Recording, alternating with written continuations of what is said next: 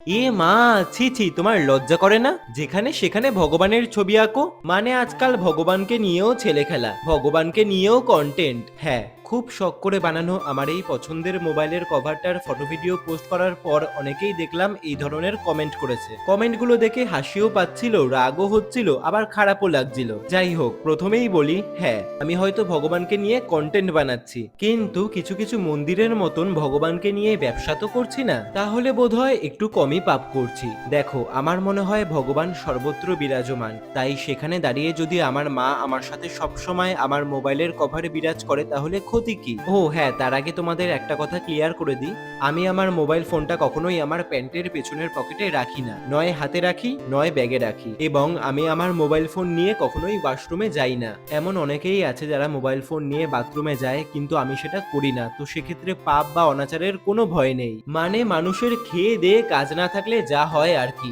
না জেনে না বুঝে একটা কমেন্ট করে দিতে পারলেই হলো। ও হ্যাঁ, বলে রাখি, আমাদের নেক্সট বেসিক টু অ্যাডভান্স 10 দিনের অফলাইনে কলকার মাস্টার ক্লাস শুরু হচ্ছে 10th জুন থেকে হাওড়ার বালিতে। সিট বুকিং কিন্তু শুরু হয়ে গেছে। বলে রাখি, এই মোবাইলের কভারটা কিন্তু একদম ওয়াটারপ্রুফ, জলে ধুলে বা ঘামেও কিন্তু রংটা উঠবে না, কারণ সে তোমার এক্স এর মতন টেম্পোরারি নয়, পার্মানেন্ট। তো তার জন্য তোমাদের কালারের সাথে দুটো জিনিস মিক্সিং করতে হবে। এক নাম্বার হলো ট্যালকম পাউডার এবং 2 নাম্বার হলো ফেভিকল আঠা।